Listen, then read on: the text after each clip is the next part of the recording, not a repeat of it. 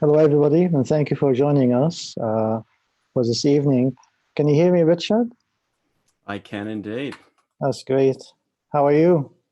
Good, thank you. Thanks for having me on tonight. Thank you very much.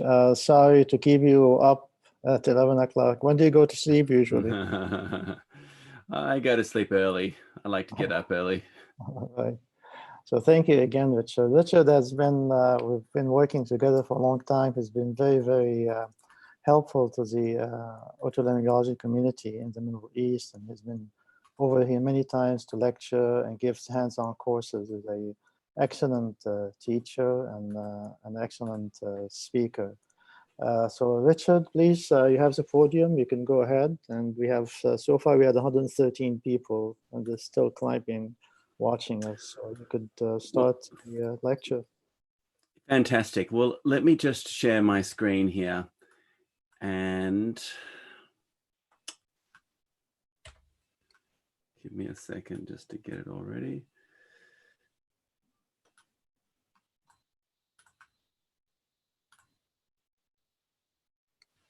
So someone else is sharing. Yes, let me just, that's my problem. Okay, so now you can do it.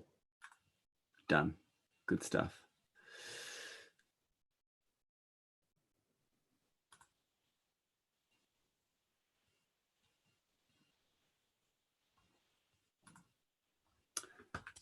Okay, so thanks very much for having me tonight. Do we have the ability to answer questions and various things, Moaz? Absolutely. At the end of the Okay. at the end of the talk, we'll have an opportunity. I think that'd be fantastic if we could. Right. So I'm really talking tonight, and thanks for allowing me to speak. This is something that I'm very passionate about, that I really feel that our profession needs to move on from this idea of thinking about sinus disease as just polyps and non-polyps. You know, our scientific understanding of sinus disease is so much more advanced than this. And one thing I find that unless we link up our scientific knowledge of what is happening in sinus disease with clinical treatment, I see this phenomenon where patients get a lot of nasal sprays, antibiotics, and they get surgery, and then the whole thing is revisited again, nasal sprays, antibiotics, and there's really no strategy as to what's really happening. But if you speak to a rhinologist, for many years now, we acknowledge that there are a group of phenotypes that we treat very differently from other types of sinus disease. But we've never really put an overarching structure to this and how really we think about it. And I was very pleased to be involved here in two groups that took on this, and I'll show you the breakdowns of how this eventually formulated. But one group was that with Brent Senior, Jessica Grayson, Erin Morey, Claire Hopkins, and we wrote an article in JAMA Otolaryngology about this. And the other group was Witzke Fockens with Valerie Lund, who took it on as part of the EPOS 2020. And broadly, they're very, very similar in how they're going to propose we think about our current knowledge of sinusitis. So let me go through here. I want to discuss then what is the way in which many of these peak bodies are thinking about sinus disease. And the whole idea of doing this, so why is this important? Well, I think by discussing how we describe CRS populations, it allows us to really help educate people about what sort of treatments are suitable. I mean, if you look at even America right now, I mean, you can't think of a marketplace where one end there's people promoting balloon dilatation devices, ultrasound and other phenomenons in the nose, right through to biologics, where the entire condition and the indication is still CRS. I mean, they are so different treatments that it's, I think for someone young joining our profession now, it must be very difficult to work out what really should be applied and when. So the first group of the classification is just this very simple concept that we have patients who have primary CRS and the other group is secondary CRS. Now, this is a very simple concept. It just means that if you have primary CRS, your condition is a respiratory disorder. It's not part of some broader autoimmune or immunodeficiency phenomenon going on in the body. There's not some other disease process like cystic fibrosis. You just have a primary chronic airway problem. There's nothing else happening. There's no other sort of issues going on. It's a respiratory disorder. And that's what it is for the majority of the patients that we see, that they really just have isolated disease. Now, it is a very simple structure. The first layer then is what's the anatomical distribution? So the anatomical distribution is very important because, Moaz, when I was going through training, somehow everybody who had sinus disease, chronic sinus disease, had to get medical therapy before they got an operation. They always had to max out on medical therapy before they then went into an operation. Now, the problem with that is that didn't make sense for many conditions. And then at other times, I thought surgery was employed too early. And when other times surgery should have been the first thing that they went to. So we had no way of really communicating this. And I think this is a really important concept. When we talk about anatomical distribution, it's referred to as localized or diffuse. And what localized is referring to is that the pathology, the inflammation is confined to an anatomical subunit. And when I say anatomical subunit, I mean a functional subunit of the nose. So we all know that the sphenoid drains through the sphenoethmoidal recess, the posterior ethmoid through the superior meatus, but then we've got the middle meatus, which drains the frontal, maxillar, and anterior ethmoids. They sort of come together. And the left and right sides are not connected, really. They are separate systems. And this is, I guess, why bacterial sinusitis is unilateral. But they are separate sides. So if you have a unilateral condition that's confined to just your anterior three sinuses or just your sphenoid, you have what's called a localized condition. It's anatomically local, means that actually anatomy probably plays an important role in what's going on. Now, we've said here loosely, this is mostly unilateral. And of course, that's because I can imagine there's a few patients out there that have like an isolated left frontal and a right sphenoid sinusitis. I mean, that's possible, but the idea is that it's anatomically restricted, and therefore anatomy is likely to be a major factor in the pathogenesis. These patients inherently then are going to get surgery early in their condition. Let's talk about diffuse patients though. So diffuse is the opposite. These are patients in whom have widespread inflammation in their nose. It doesn't mean pansinusitis. It just means it just doesn't follow an anatomical pathway. So they might have patchy ethmoid change, a little bit in the sphenoid, a little bit in the frontal, maybe it's a patchy arrangement. It doesn't have to be severe. It just means it's patchy. It doesn't follow an anatomical unit. And the concept that osteal occlusion and anatomical things are very unlikely in this group. The minute you see someone with bilateral disease, they don't have multiple osteal occlusions. They've got really an inflammatory process going on. Now, the next step then is let's talk about the endotype dominance. And actually this slide's a little bit out of date because this slide calls it Th2, but it's, I think immunologists like to call it type 2 now. So I'm going to call it type 2 here. Type 2 inflammation, this is your eosinophilic inflammation that we see a lot in the sinuses. And non-Th2 is just anything that's not eosinophilic. And although that this description is very simple at the moment, we understand that non-Th2 includes type 1 and type 3 or Th1 or Th17 and all these other different types of inflammation. There's really not enough information out right now to separate it out. So it's really just a type 2 or Th2, an eosinophilic or non-eosinophilic. Then let's look at some examples then. So I want to take us through some examples. So an example of a localized condition that is dominated by a type 2 inflammation is example like allergic fungal rhinosinusitis. I think speaking to a Middle East crowd, I don't have to convince them of AFS as a distinct entity. We see these patients come to us in which they have these expansile changes. It can be unilateral, affecting only one functional group. And here's a classic case of a young boy, highly allergic asthma, he's atopic. he's got this expansile hyperdense mucin in his sinus cavity. And then when we open it up here on the right-hand side, you get the typical fungal elements. And of course, we believe that this is a condition in which fungal containing mucin sits around in a local functional group and it creates a hypersensitivity reaction. Now, this is a condition in which no medicine is going to make this better. This patient just needs to go straight to surgery. And thus, this localized type of AFS really is a good example of a Th2 dominated localized disease. Let's talk about some of the non-Th2. So these are the classic isolated sinusitis. This is where you get isolated frontal sinus disease, isolated sphenoid, isolated maxilla, the anterior three sometimes combined together with the ground lamella separating out the inflammation from a normal posterior sinus.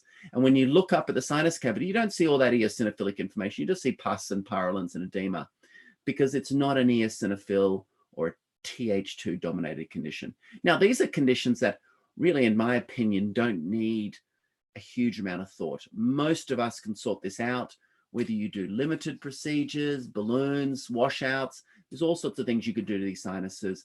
With some good medical therapy, it's probably going to resolve.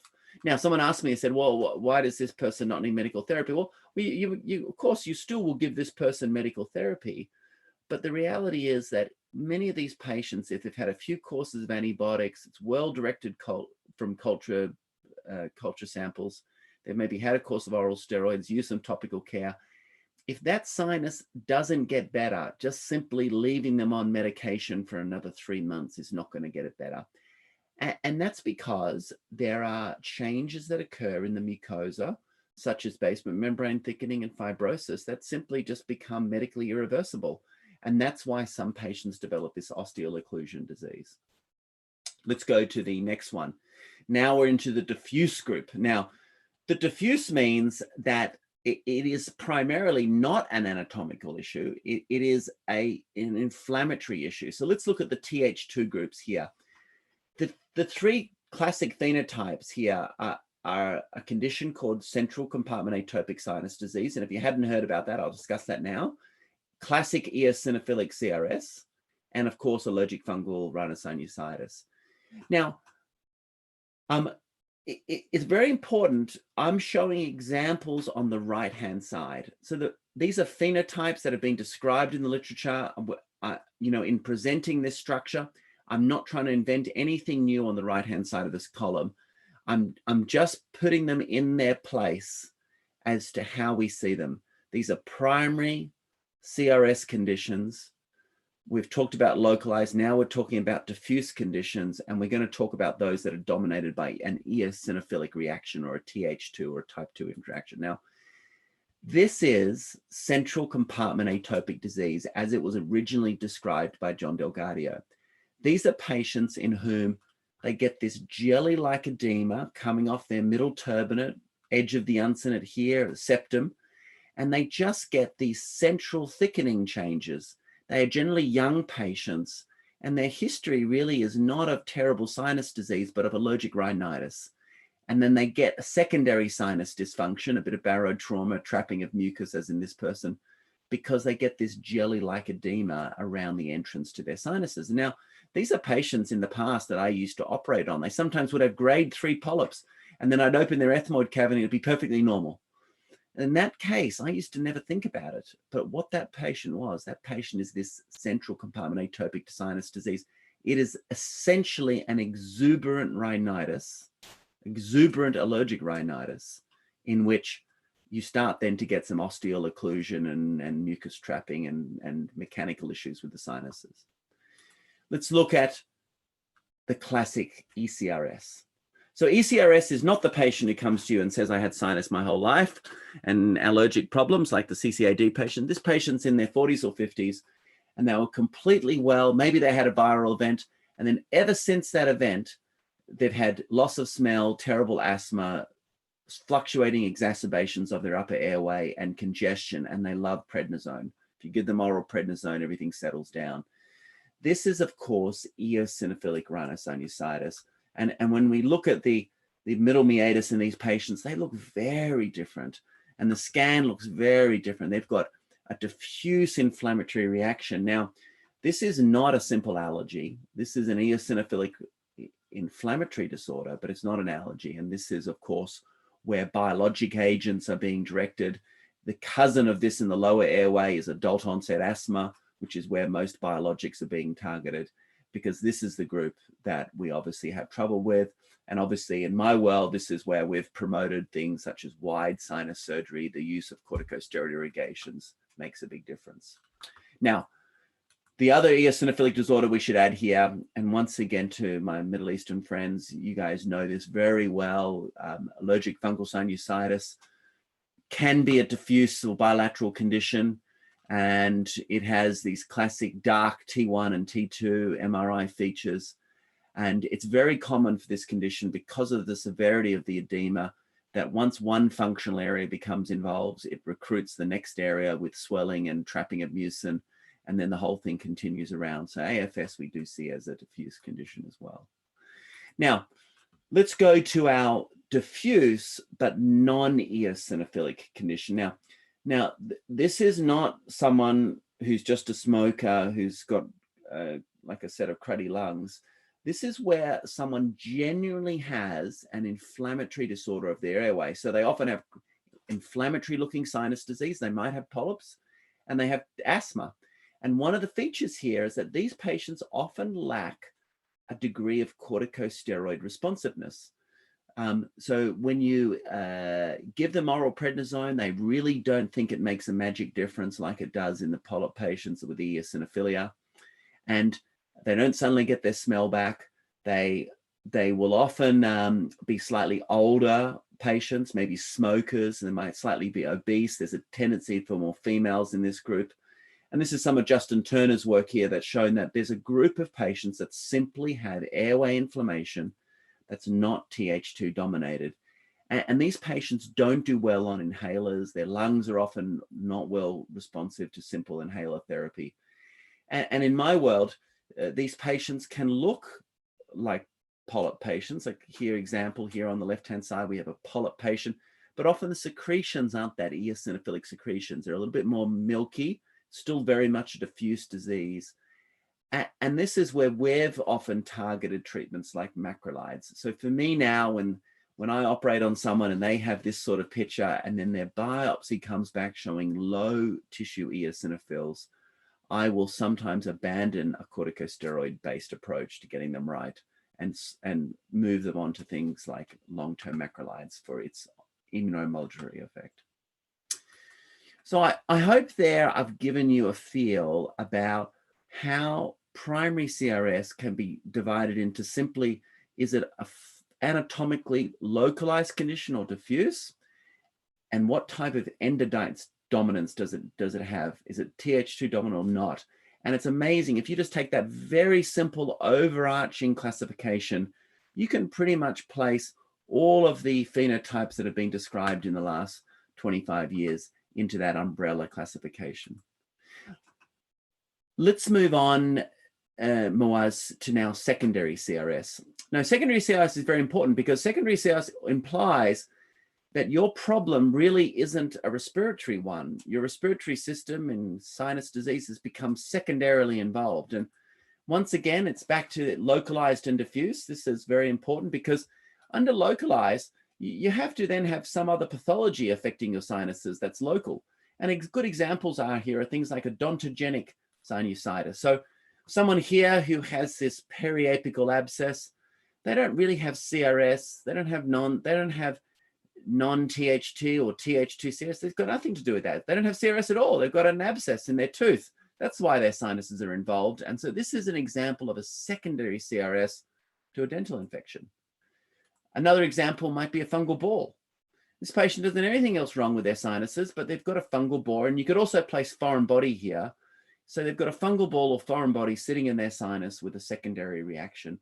And so that's a good example of a secondary CRS. And of course, this person here, this person doesn't have anything wrong with their sinuses with regards to CRS. They've got just a tumor. They've got a papilloma growing in their sinus, and the surrounding sinuses are blocked by the tumor. So we don't call that, that's not That's not a Th2 or non-Th. It's got nothing to do with that. The primary problem here is that they have a mass, they've got a growth blocking their sinus. So this is an example of where CRS can just be a secondary event.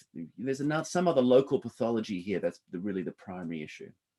Now, the diffuse group to me is easier to understand because all medical students, I think, get taught this diffuse idea that, you know, when you read down the list of things that cause sinus disease, it's everything from CF to ciliary problems to immunodeficiency. And the reality is that that's rare, actually, even in my practice, it's rare for me to see that. Maybe I don't look out for enough, but it's not common.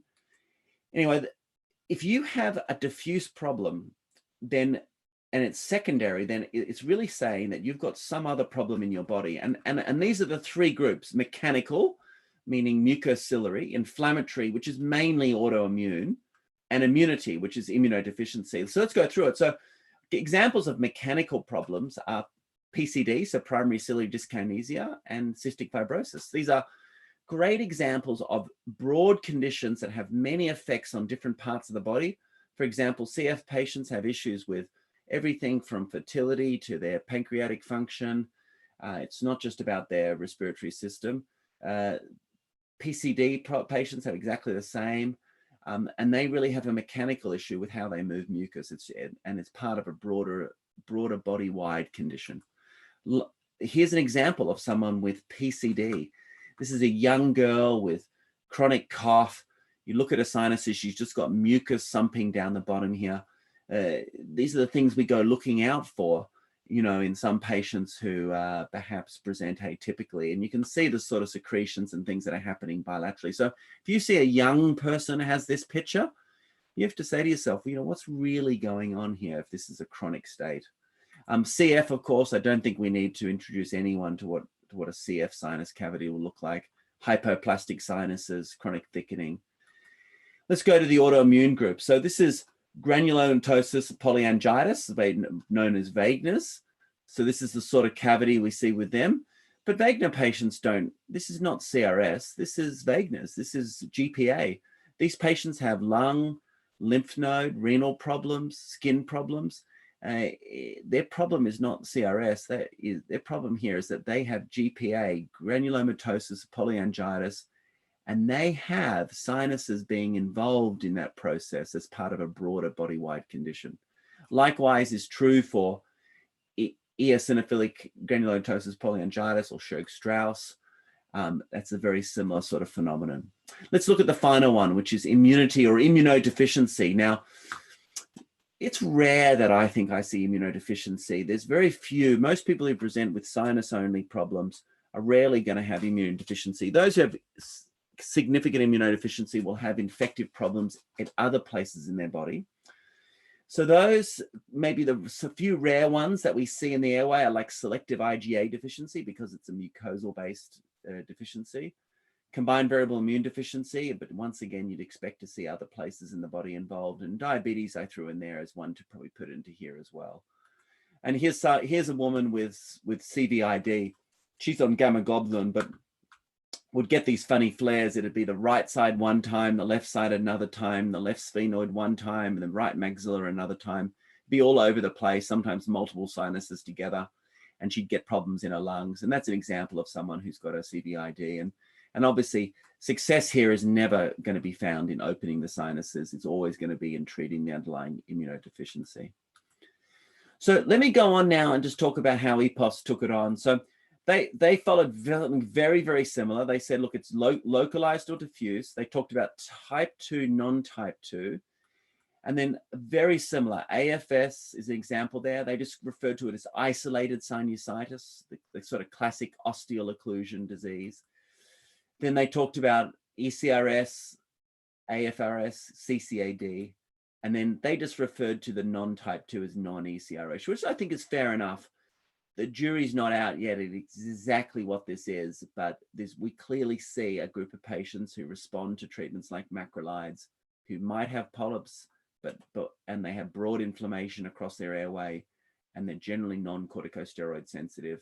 And this is a group that was still sort of yet to fully define, but it's good enough in the literature that we put it in here as an actual group, and we just called it non-ECRS. but diffuse disease. Let's have a look at their secondary. Something very, very similar, localized or diffuse, local pathology. They threw in the same ones that I did there. They called it mechanical, inflammatory, and immunity, and very, very similar groupings here as examples of those broader issues in the body that might present with upper airway disease as part of an overall disease process.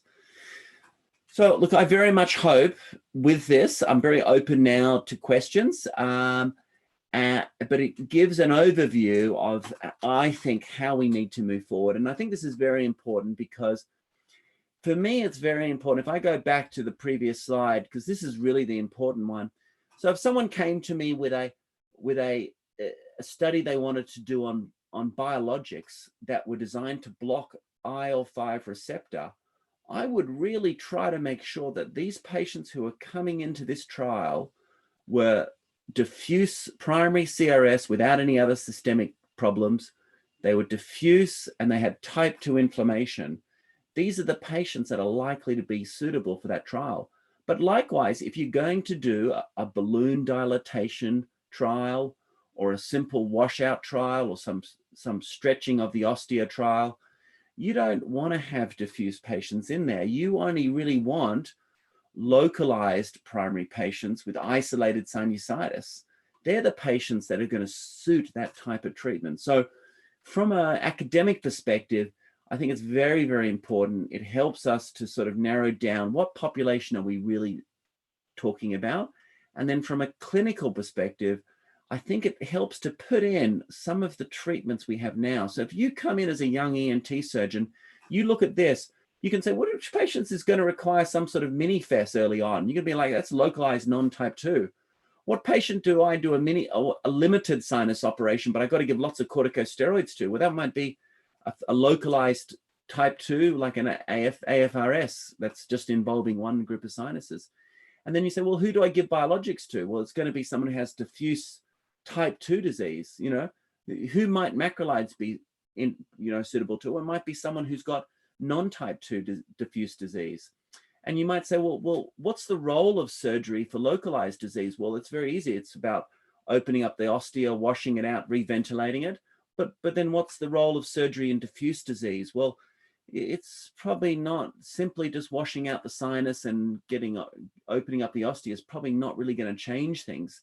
You really need to consider managing the inflammation here, because that's going to be an important part of getting it right, because we know in diffuse disease the anatomy plays a limited role in the overall picture of what's going on. And so I think if you said, why do we need to change? I think we need to change to allow both academia and clinical guidelines and clinical practice all sort of come together. And I think this will lead to better care for our patients. Thanks very much. Thank you very much, Richard. Very nice talk. And it really is, with experience, you could look at the way you segmented these conditions, and it really makes a lot of sense. I just want to say before, if you have any questions, you have two choices. The first one is to write it on the chat line. The other choice is that to give me a wave. And if you want to, if you give me a wave, I will be able to open up your microphone, because I cannot turn on everybody's microphone, otherwise it would be very, very noisy. So can I ask, I've got a couple of things here. Someone asked me, how do I differentiate in polyps? Do I take a biopsy, a systematic biopsy? I absolutely do. So when patients come to surgery, they come to the operation. I don't really do biopsies beforehand, but when they come to the time of operation, I always take a biopsy, everyone. And it's amazing how over time it's changed my practice. Now, maybe I can send Muaz to put up on the list our current structured histopathology report that we use. Actually, I think I can load that, can't I, onto the chat line? I might do that as I speak, Muaz. So our current structured histopath report is how we report all our biopsies. And as the person's alluded to here, I think it's Chakron, you're absolutely right. It's actually at the most basic levels, we just ask for an eosinophil count, and we don't have them do it continuously as a continuous variable. They we have them do it in simple groupings, less than 10, 10 to 100, greater than 100. And actually for us, that's been very successful at splitting this out. And I think in the literature, we still have probably this simple greater than 10 and less than 10 as probably the best classification that defines this phenotype. So that's what I would recommend. If you take a patient to theatre, use the opportunity to take a simple biopsy. And if you haven't got your pathologist on board, maybe just tell them, can you give me a rough idea of the number of eosinophils? And if they're keen, then send them my report that I'm about to send you now. I'm sort of doing two things at once here. And I'll load it up here when I get a moment. Let's go on to the next question, Moaz. Richard, can I ask you? Let me just back up a bit. So let's say, and we understand the structure of the classification that you're proposing, but I just want to take you step by step. Let's say you have the patient coming into your examination room and start describing symptoms. As he describes symptoms, could you start in your mind trying to allocate this patient to one? So could you tell us in terms of like history, what are the things that makes you go in one direction or try to start classifying this patient under which category? Yeah, absolutely. So let's go to the primary disease. So the easy one is I ask them about their symptoms, and within a heartbeat, I find out whether or not they're talking about unilateral symptoms or bilateral. And the minute they say they're bilateral, we're down to the bottom group. So they're in that in the group in which it's almost certainly going to be some sort of diffuse disease. The next one is then I ask them a little bit about their story of when their symptoms started, and if they tell me they've had symptoms their whole life, then I start to formulate the idea that if they were very young, that they might have just simply had, just talking about inhalant allergy, and over time they've developed this central compartment sinus disease. Classic features of that are that they have childhood asthma. They may not complain of classic allergy as what's written in the textbooks, but they'll often have a retained sense of smell, and things like barotrauma are often very common in that group, but their smell is still there. They are often younger, 20s, 30s, 40s. The minute they say to me, I've lost my smell very early on in the piece, the next question I ask them is that when you're given prednisone, does it come back? Because the minute they say to me, oh yeah, my smell bounces back in a heartbeat, a couple of days on prednisone, I've got my smell back and I feel a whole lot better, you can almost know for sure that they're type 2 diffuse disease. And then if they tell you that they really didn't have any problems when they were younger, and it really only started in their 40s or 50s, you can guarantee that that person's probably an eosinophilic rhinosinusitis patient, because they've got adult onset only sinus disease that's corticosteroid responsive and has smell loss. And then you ask them about their asthma. And if they say, oh yeah, my asthma came on around the same time or just before, then you know that that person's got some form of adult onset eosinophilic sinus disease. So that's how I sort it out. If they're a little bit older again, and they don't have good control and they don't respond to corticosteroids, and then I might put them in that bottom group. I was going to think, one more thing I was going to say about all of that. Childhood asthma is probably the other big one I look out for. I mean, they'd be the main things, Moaz. Like if you said to me, how do I sort out those diffuse type 2 groups? It's really that sort of basic breakdown that I spoke to you about then. Their age, onset of the disease, their timing of their asthma. Here's the one thing I was going to say. I almost dropped it out of my mind. The other thing you have to look out for is it's easy to get it confused. So you will see some patients who'll say to you, oh yes, I've had terrible allergies when I was younger, and then they're 50 now, and they say, yes, but my asthma came back. So the patient who tells you that my asthma came back in my 40s, that's not allergic. That's more likely to be someone who does have eosinophilic disease, like a ECRS, but they just happen to have allergy as well when they were younger. And the jury's out on that thing. So they often say, look, I had allergies when I was younger, then it all went away for a while, for 10 or 20 years, and then came back. I think that person in my mind is probably someone who's got eosinophilic CRS and just happened, like 20% of the population, to have a bit of allergy when they were younger. But anyway, Moaz, that's good. What were you going to ask? There's a history of, if somebody tells you you have inflammatory bowel disease, does that figure into anything? No, No. you just throw it away. This is not an issue. No, I wouldn't necessarily throw it away. I take it in chance, but there's very few things. You know me, one thing there that really has a strong relationship with inflammatory bowel disease. Very, very few.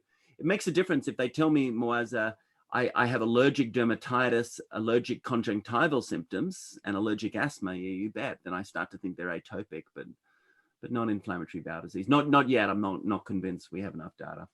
So if you're looking with taking the next step and looking with the endoscope into the nose, are you very comfortable, telling that this is a Th2 or this is a non-Th2 pathology? No. I find that very hard, and I really need my biopsy to tell me, and especially if they've had surgery, Moaz, I think it makes it even harder still. So I need a biopsy to be convinced. I get a mojo for it, and as I've gotten older, Moaz, I think my mojo is better. But I definitely use a biopsy there. The one thing I've gotten very good at, though, Moaz, is picking CCAD. So when you start to see the jelly-like edema coming from the turbinates, it's not really true polyposis. This is a fantastic sign, because once you can see that the edema is coming off the turbinate itself and the polyp is coming from the turbinate, it's the turbinate that is polypoid, then you know almost straight away that this person has inhalant allergy. That's been a very powerful change in my practice in the last, say, 5 or 10 years.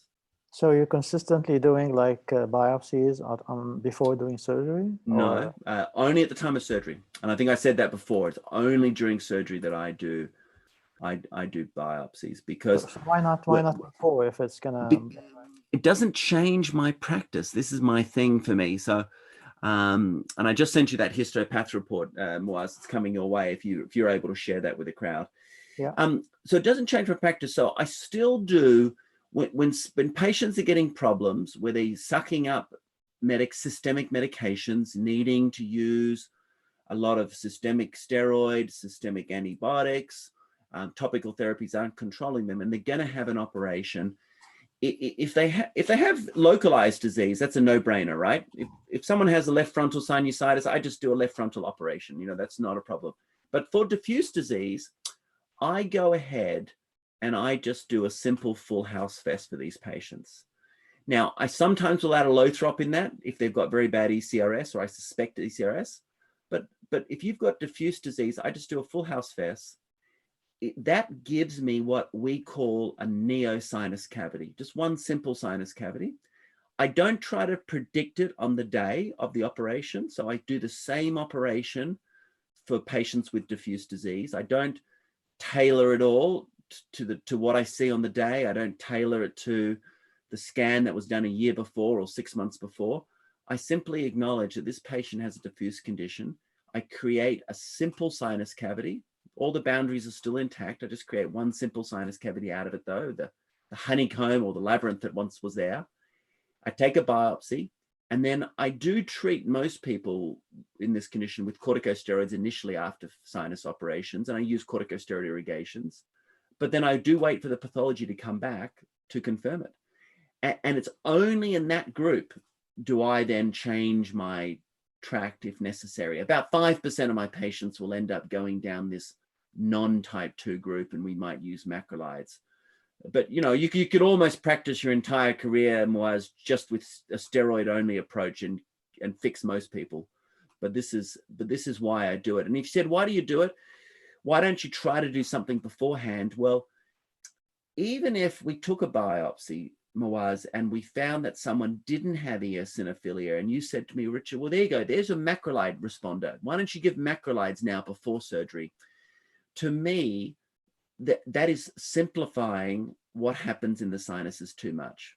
So in the sinuses, there may be this inflammatory process going on, whether it be type 2 or non-type 2, but patients get secondary problems. They get mucus trapping. They get secondary infections from mucostasis and mucus trapping. They get pressure problems in there, and they get barotrauma.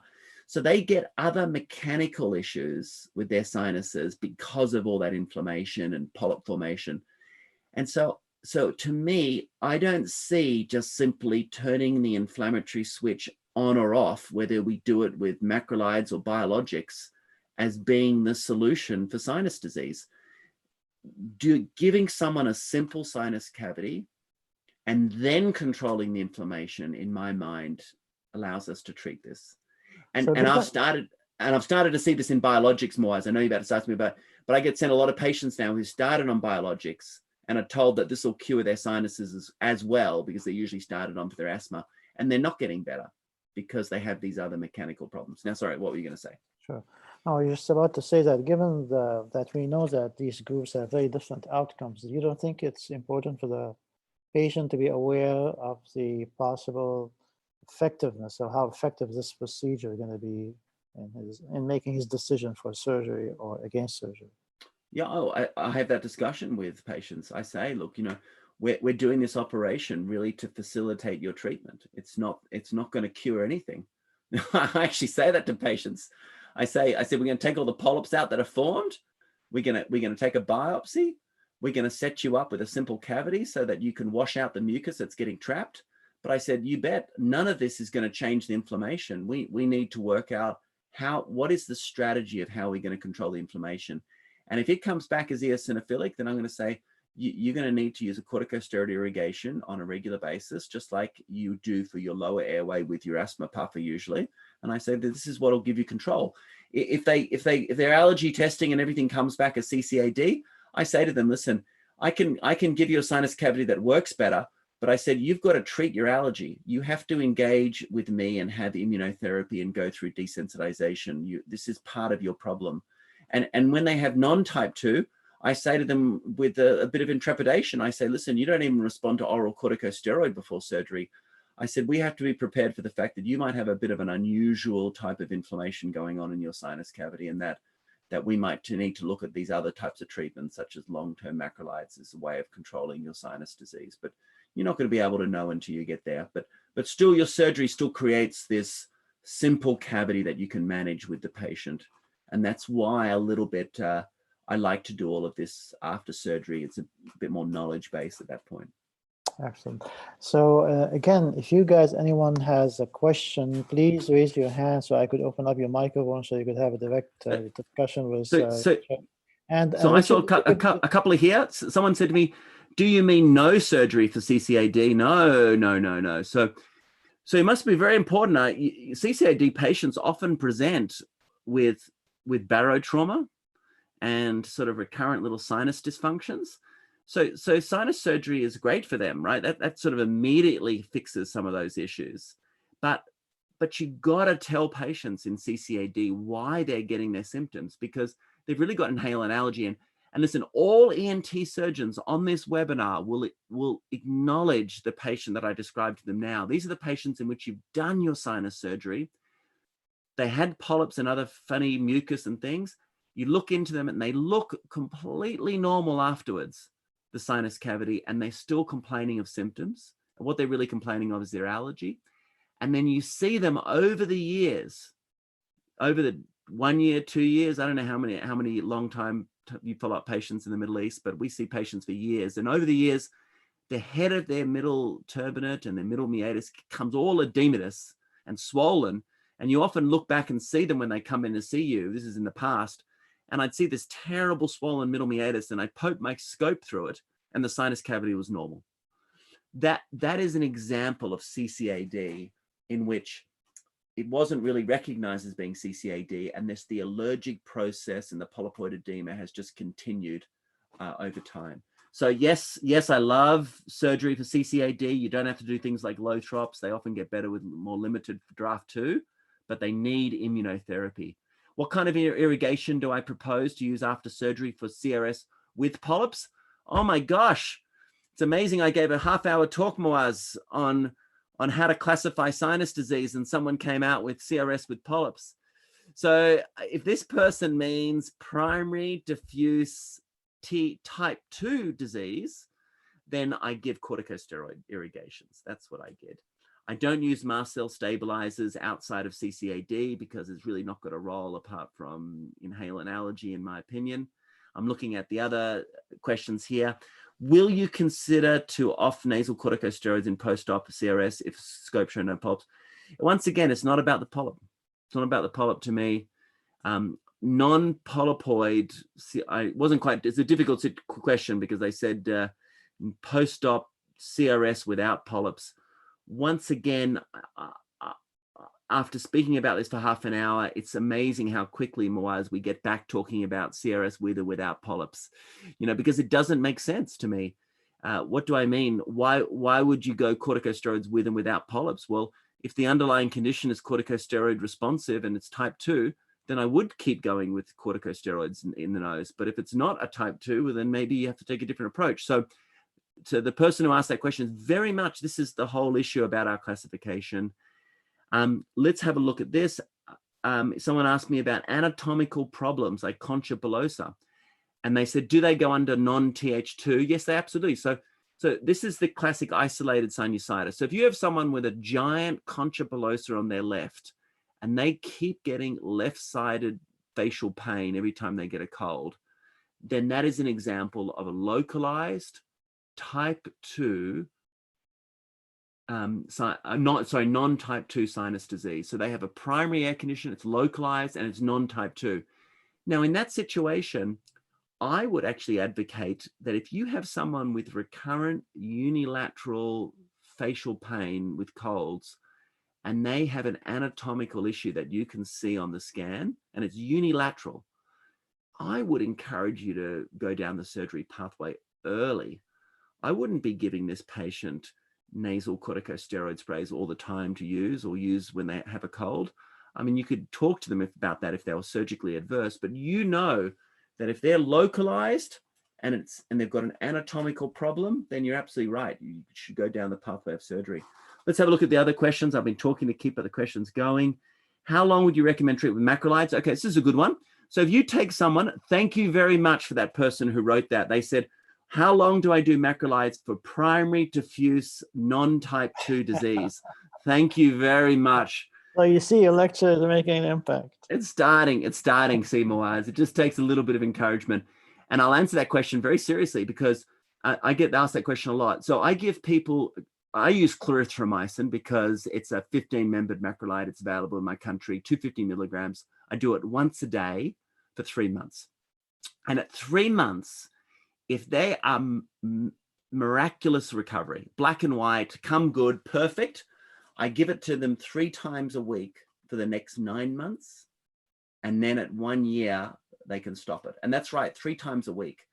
So if you look at some of the can I ask you to repeat it, please? Repeat the... So 250 milligrams of clarithromycin once a day till 3 months. I make then the decision, did they have a clear response to macrolide, meaning they've really got to have normalized their sinus cavity. If they've normalized their sinus cavity on the macrolide, then they go to it 3 tablets a week. So they take it, Tuesday, Thursday, Saturday. And that's some of those strategies are based on diffuse panbronchiolitis and some of the Japanese lung disease where these macrolides first came from. You don't need much macrolide to get the response. And then at 1 year, I leave it up to them. I say, you can stop, you can keep going if you want. And the only thing I do ahead of time for these patients is I get them all to have an ECG. And I tell them that they often ask, they say, oh, Richard, I've got to take a macrolide every day for 3 months. And I say, yep.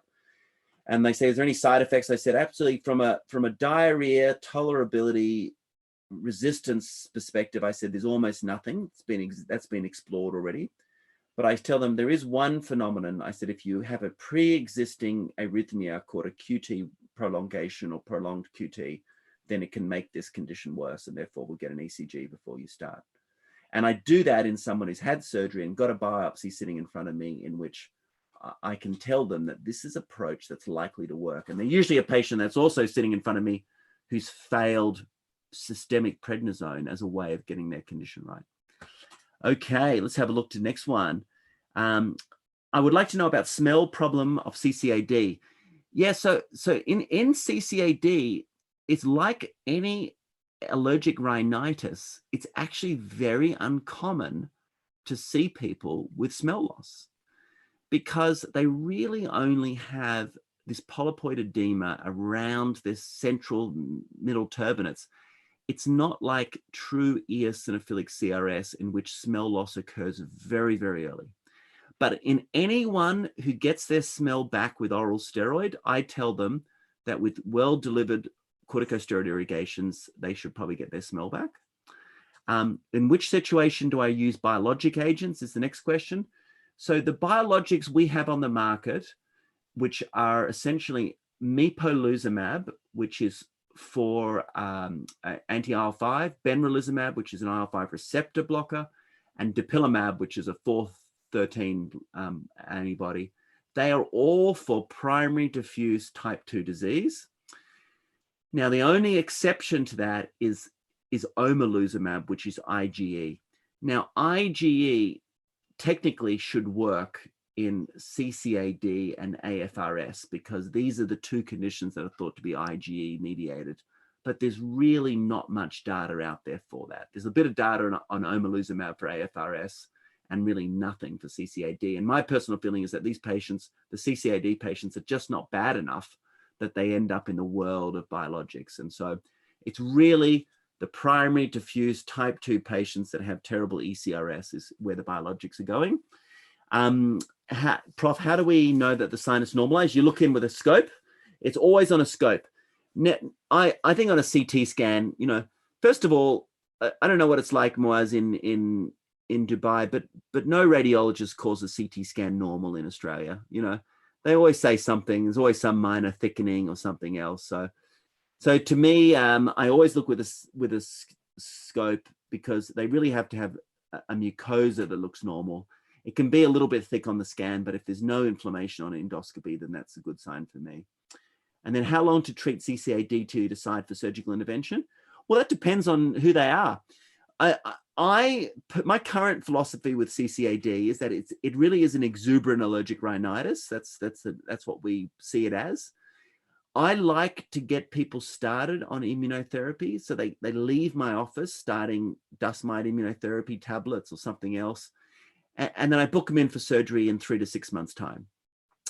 I want them to go through their escalation phase. I want them to engage with the idea that they have an allergy, and that's what the problem is. And then I do their surgery as sort of like the cherry on the top.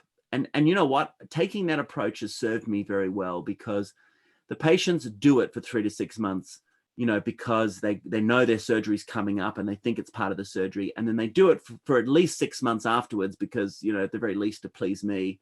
And if you can get someone 12 months into immunotherapy, you've done pretty well. And if you can convince them then that to follow through for the whole 36 months, then it's fantastic.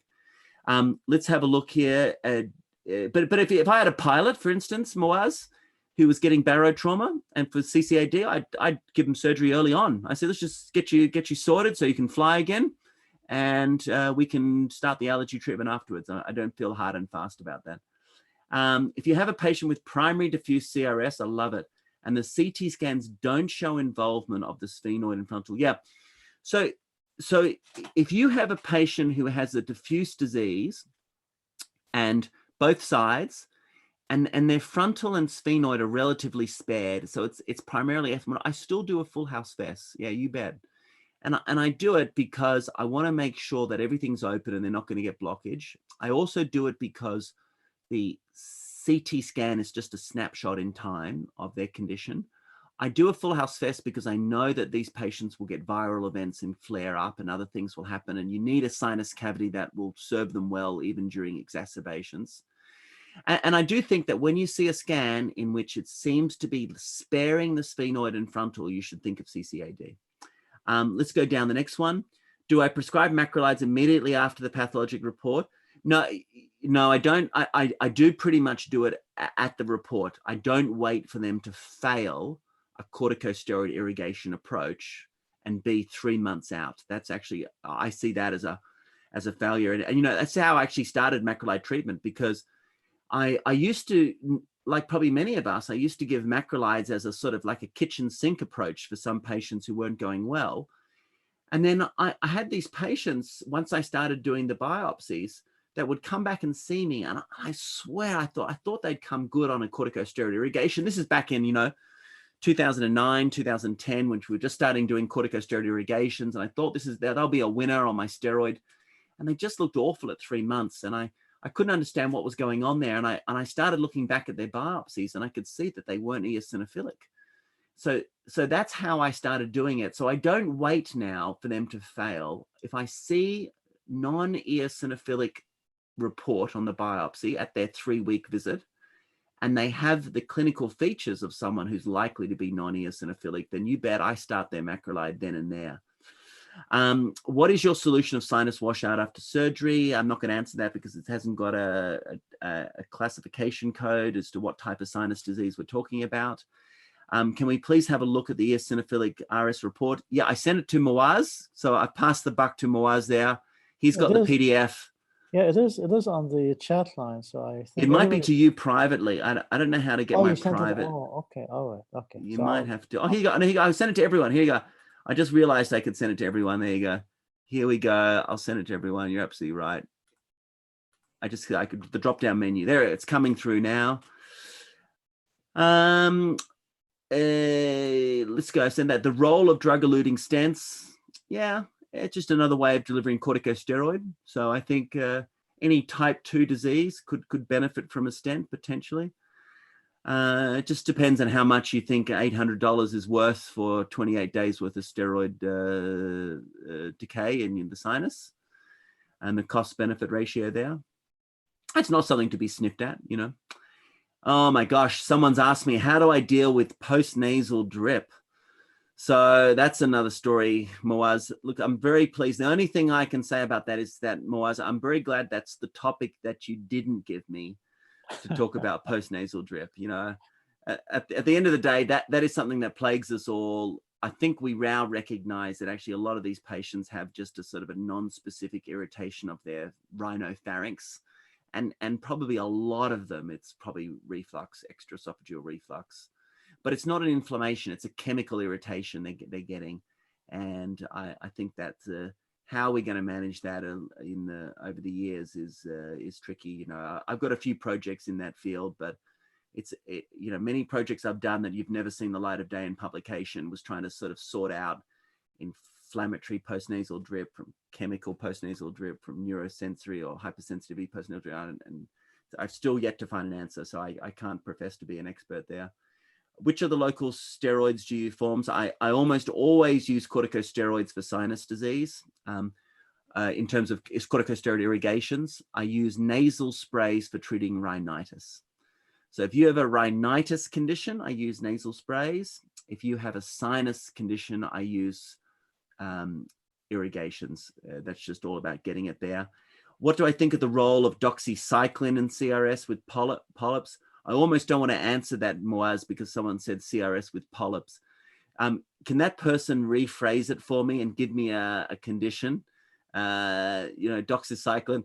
I would think that they're talking about this idea that Klaus Backertsworth suggested that doxycycline might have an anti-type 2 inflammatory reaction, blocks the type 2 immune response. It's so weak, that response, that I really don't use it. There's no doubt that when you use doxycycline, you do get rid of staph, so you get an anti-staph effect. But really, as an anti-inflammatory agent, I don't give doxycycline much credibility, in my opinion. I acknowledge that it's probably there, but it's very, very weak. Prof, we didn't get your slide. So I did. Moaz, did you see the PDF? Yeah, it is. Yeah, so the PDF should come up, guys. There should be the PDF. I think if they're using their phones, it might not come up. Yeah, okay. It's in the chat. It's in the chat group. You'll see it there. You see it there. I'll for the sake of it, I will. I'll send it again. But yeah, it's definitely there. I'll send it another time. Here you go. What other questions have we got here? What is the solution for primary diffuse eosinophilic or type 2 polyp disease? I use a corticosteroid irrigation.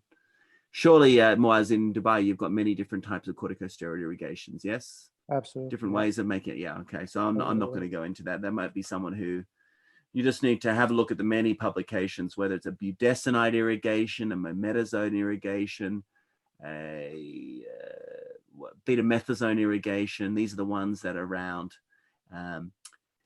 These are all the things that we use. Now, here we go. This is, someone said to me, I've sent through the histopath report. On the histopath report I sent through, it's got our template, but on the back couple of pages is the instructions for the pathologist, and it's written by a pathologist. So it's something that you can just send that PDF on to your local pathologist, and if you can sweet talk them and explain to them how important getting a little bit of information in helps you in your practice. And I think I've sort of caught up to where we are. One thing here, Full House Fest. So someone asked me here, George B said, after Full House Fest and optimal control, how often do you have empty nose syndrome? So let's make it very clear. Empty nose syndrome is a condition of anxiety and hyperventilation. There is no nasal surgery that causes empty nose syndrome. We have a PhD at the moment who's going to produce some sort of papers on this.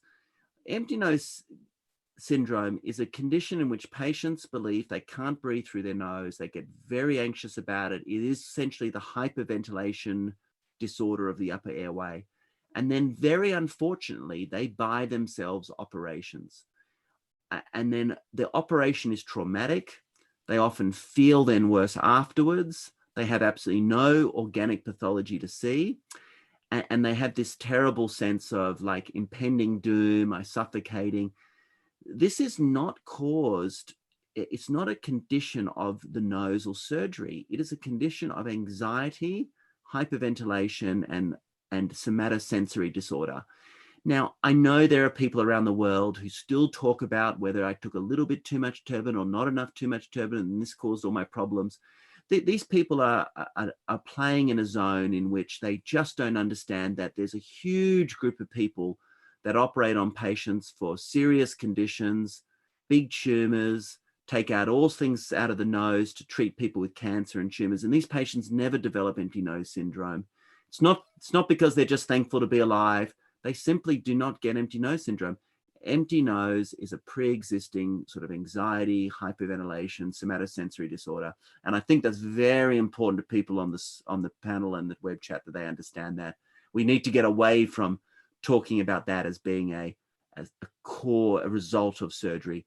Now, there's no doubt that it's iatrogenic in the sense that if you operate on someone who really has a normal nose and they have anxiety, hyperventilation, you're going to make it worse, So there's no doubt that, surgery makes the whole thing worse, but not because of whether a bit of turbinate or all the turbinate or part of the turbinate is missing. That's got nothing to do with it.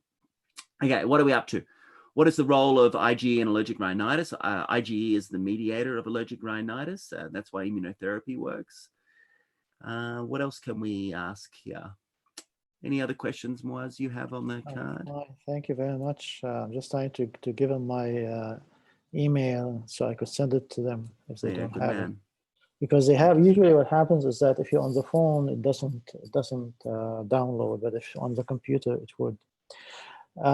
Listen, thank you very, very much. I think it's time for you to go to sleep. What is it, midnight now? It's midnight? It's midnight now. Thank you for having me, and I hope, as usual, I've stirred a few up debates as much as I answered some questions. Really. So what amazes me is how energetic you get about this, and how focused you are on this, and you really your attention and your commitment to teaching and making sure that other people understand what you're talking about is really admirable. So thank you, Richard. That's very kind of you, Mars. Thanks for having me, guys. Thanks for listening. I appreciate it. Thank you. So enjoyed having everybody here. Enjoyed having Richard. I'm just going to leave you with the sort of rotating slide of what's happening in the next week, and I hope to see you all tomorrow. So thank you guys, and have a nice evening.